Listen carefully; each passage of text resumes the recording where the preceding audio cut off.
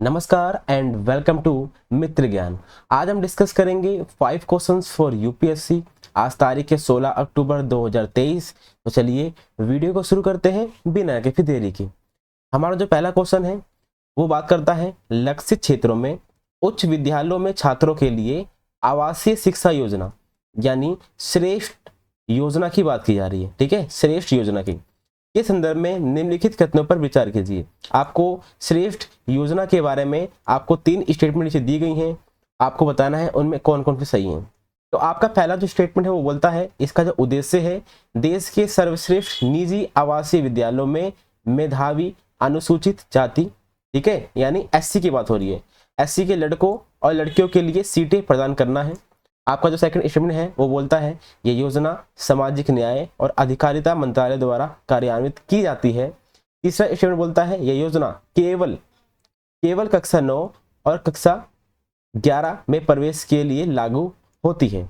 आपके ऑप्शन है ऊपर दिए गए केवल एक सही है, केवल 2 सही है, सभी 3 सही हैं, कोई भी सही नहीं है। उम्मीद है आपने इसका जवाब सॉल्व कर लिया होगा। इसका जवाब है वो है ऑप्शन सी, सभी के सभी तीनों के तीनों सही हैं। थोड़ा सा हम जान लेते हैं कि तीनों सही क्यों हैं। देखिए, श्रेष्ठ जो योजना है उसको लागू किया गया था किसके लिए? एससी लोगों के लिए। जो एससी वाले छात्र हैं ना, एससी के लड़की या फिर लड़के, उनके लिए इसको लागू किया गया था।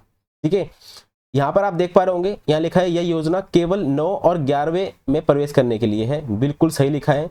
अगर किसी को 9वीं क्लास में प्रवेश करना है, किसी को 11वीं क्लास में प्रवेश करना है, उसी के लिए इस योजना को लागू किया गया।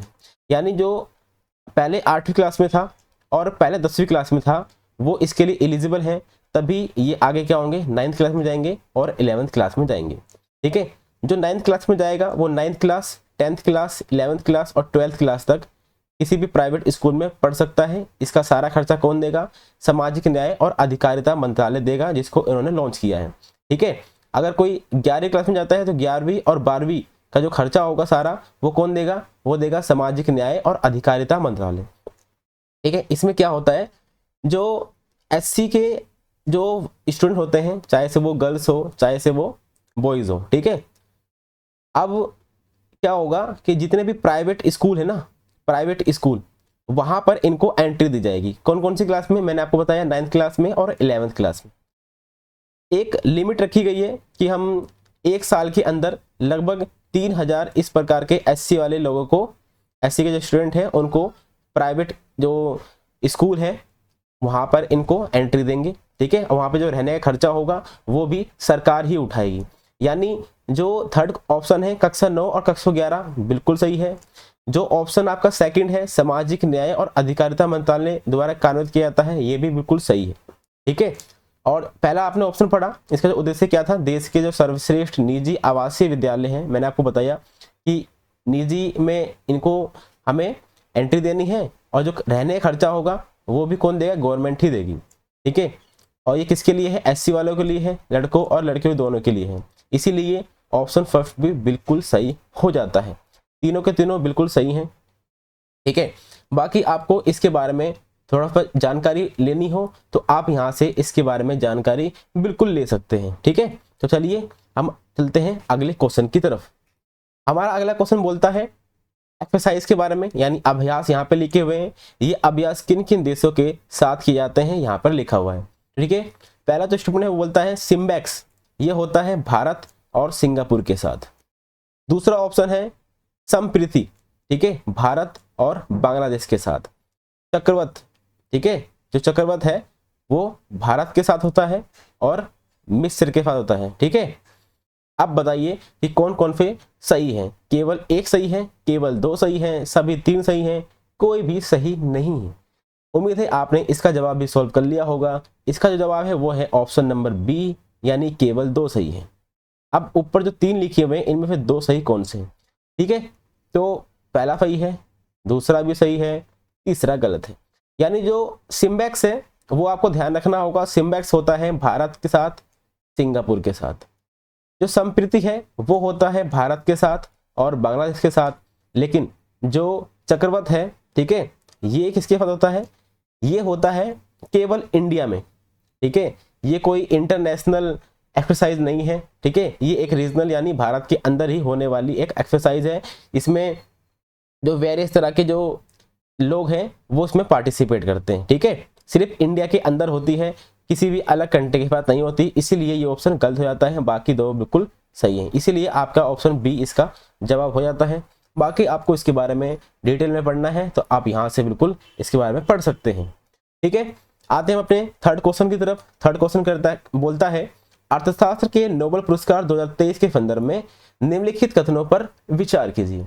पहला जो ऑप्शन है वो बोलता है नरगिस मोहम्मदी, जो नरगिस मोहम्मदी हैं को श्रम बाजार में लैगिंग अंतर पर उनके काम के लिए 2023 के अर्थशास्त्र नोबेल से सम्मानित किया गया है। आपका स्टेटमेंट सेकंड बोलता है नोबेल पुरस्कार 2023 की प्राप्तकर्ता अर्थशास्त्र में नोबेल पुरस्कार प्राप्त करने वाली तीसरी महिला हैं। आपके ऑप्शन है केवल एक सही है, केवल दो सही है, एक और दो दोनों सही हैं, ना तो एक ना ही दो सही हैं, ठीक है। तो इसका जवाब है वो है ऑप्शन नंबर बी, यानी केवल सेकंड ऑप्शन सही है, पहला ऑप्शन बिल्कुल गलत है। पहला ऑप्शन गलत क्यों है? क्योंकि यहाँ पर एक नाम लिखा हुआ है, ये नाम लिखा है नरगिस मोहम्मदी। जो नरगिस मोहम्मदी हैं इनको तो पीस प्राइज मिला हुआ है, ठीक है। इनको क्या मिला है?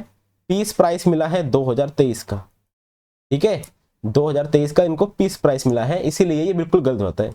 तो अब आपके मन में आ रहा होगा कि अर्थशास्त्र का नोबेल पुरस्कार किसको मिला है? तो वो मिला है क्लाउडिया गोल्डिन को। यहाँ पर आप देख पा रहे होंगे इनकी फोटो। ये 70 साल की एक महिला है जो यूएस के अंदर मतलब आपको देखने को मिलेंगी। ये एक प्रोफेसर हैं, यानी कॉलेज के अंदर पढ़ाती हैं, ठीक है। यहाँ पर लिखा हुआ भी है अमेरिकन हिस्टोरियन है।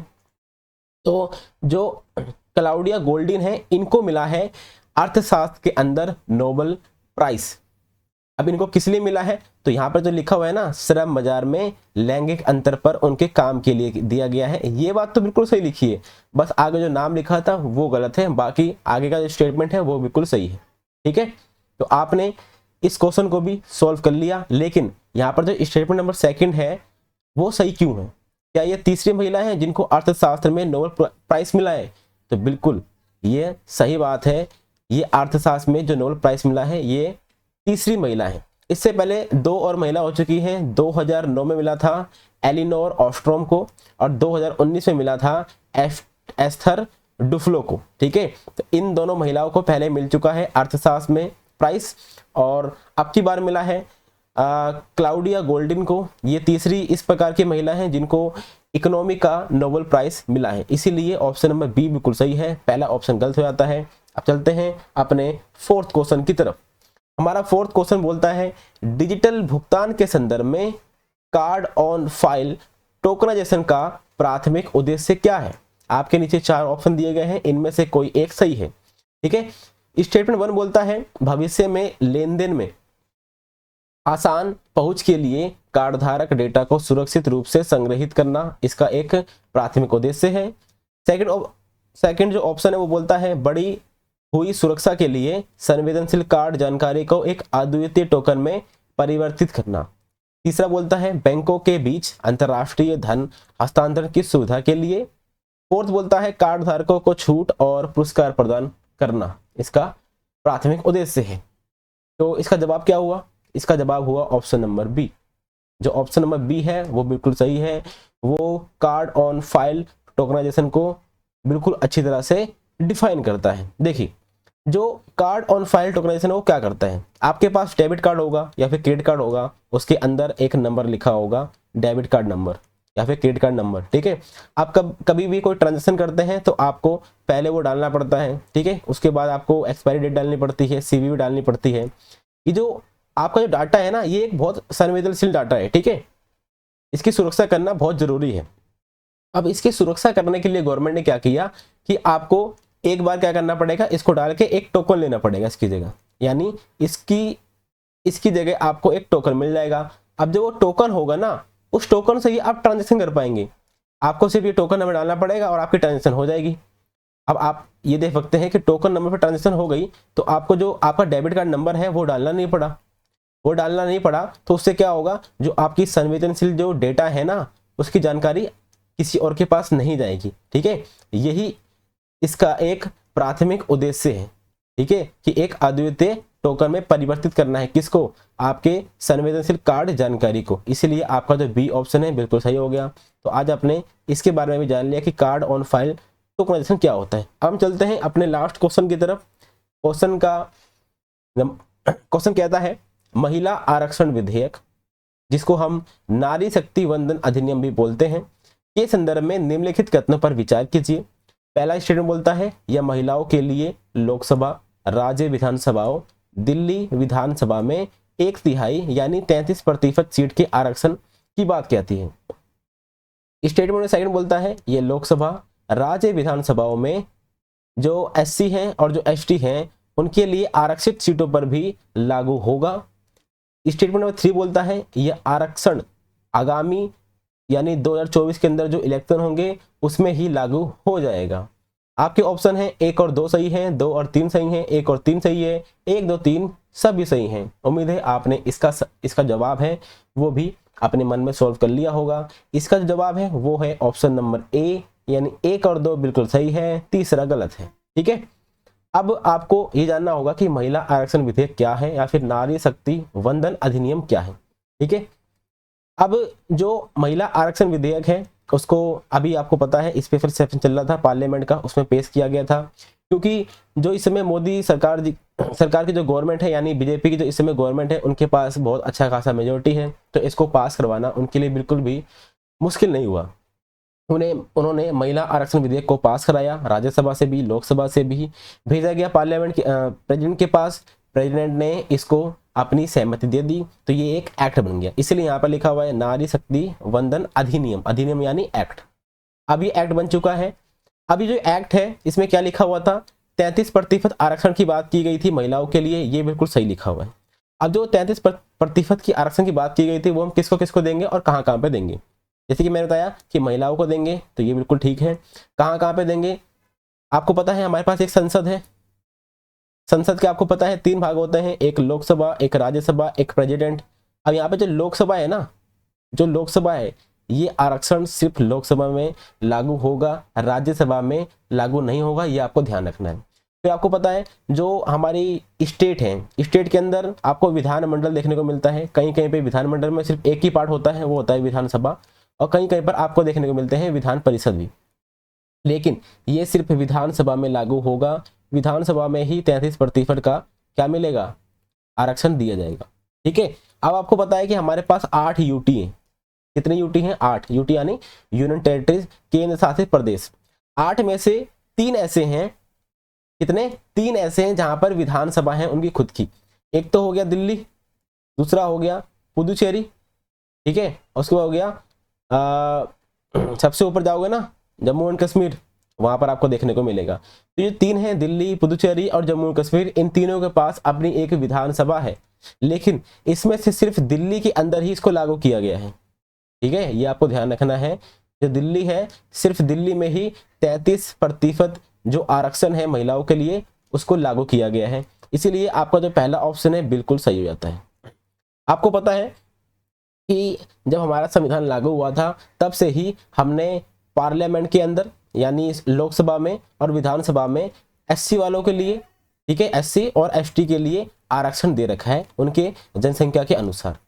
अब जो ये 33% का हमने जो आरक्षण दिया है ना, वो एससी और एसटी वाले के ऊपर भी लागू होगा। यानी मान लेते हैं कि हमने एससी वालों को 50 सीटें आरक्षित कर रखी हैं, तो 50 का अगर हम 33% निकालेंगे, उतने जो जितना भी आएगा उसको हम क्या करेंगे, महिलाओं के लिए आरक्षित कर देंगे। यानी हम ये बोल सकते हैं कि कोटा के अंदर हमने कोटा दे रखा है। ठीक है, समझ में आ गया आपको। मान लेते हैं कि 10 सीटें हमने क्या कर रखी हैं, 9 सीटें मान लेते हैं, 9 सीटें हमने एसटी वालों के लिए हमने रिजर्व कर रखी हैं। इसका 33% निकालेंगे 1/3 यानी, तो 3 सीटें इसमें हम किसको देंगे, हम 3 सीटें देंगे महिलाओं को। ठीक है, कोटा के अंदर कोटा हो गया, इसीलिए आपका बी ऑप्शन जो है बिल्कुल सही हो जाता है। फिर यहाँ पर तीसरा जो ऑप्शन है वो गलत क्यों होता है उसके बारे में डिस्कस कर लेते हैं। यहाँ पर लिखा हुआ है कि 2024 के अंदर जो इलेक्शन होंगे, ठीक है, लोकसभा के जो इलेक्शन होंगे उसी के अंदर इसको लागू कर दिया जाएगा। ये बिल्कुल गलत लिखा है। ये लागू कब होगा, देखिए लागू जब होगा जब जनसंख्या जो जनगणना होती है ना, सेंसस होता है, वो लागू हो जाएगा। आपको पता है सेंसस अभी तक हुआ नहीं है, 2021 में होना चाहिए था, कोरोना आ गया था, इसीलिए क्या हुआ, इसको डिले कर दिया गया, अभी तक इसको नहीं किया गया है। अब जब सेंसस हो जाएगा, सेंसस होने के बाद एक परिसीमन आयोग बनेगा, ठीक है, डिलिमिटेशन होगा ना।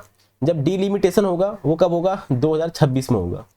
डिलिमिटेशन होने के बाद यानी 2026 के बाद इसको लागू किया जाएगा। अब आपको पता है 2026 के बाद इलेक्शन कब आएंगे, 2029 में आएंगे, क्योंकि आपको पता है 5 साल का टेन्योर होता है। 2024 में लोकसभा के इलेक्शन होंगे, तो उसके बाद 5 सालों बाद इलेक्शन होंगे 2024 में। यानी ये जो 33% का हमने आरक्षण दे रखा है महिलाओं को, वो कब लागू होगा, 2029 में होगा, ठीक है, 2024 में नहीं होगा। इसीलिए ऑप्शन गलत हो जाता है। आपके ऑप्शन 1 और 2 बिल्कुल सही है, यानी बी इसका जवाब है। बाकी आपको महिला आरक्षण विधेयक के बारे में डिटेल से पढ़ना है तो हमने इसके ऊपर एक डिटेल वीडियो बना रखी है, ठीक है। ऊपर आपको आई बटन पे इसका लिंक मिल जाएगा, वहां पे जाके आप इसकी एक डिटेल वीडियो देख सकते हैं, जो बहुत ही अच्छे से आपको इसके बारे में समझा देगी। तो आज की वीडियो में सिर्फ इतना ही, ठीक है। Thank you very much for discussion. अगर आपको हमारी ये वीडियो अच्छी लगी है तो प्लीज़ लाइक करना, सब्सक्राइब करना एंड फैला दो इस वीडियो को, ठीक है। Thank you very much for discussion.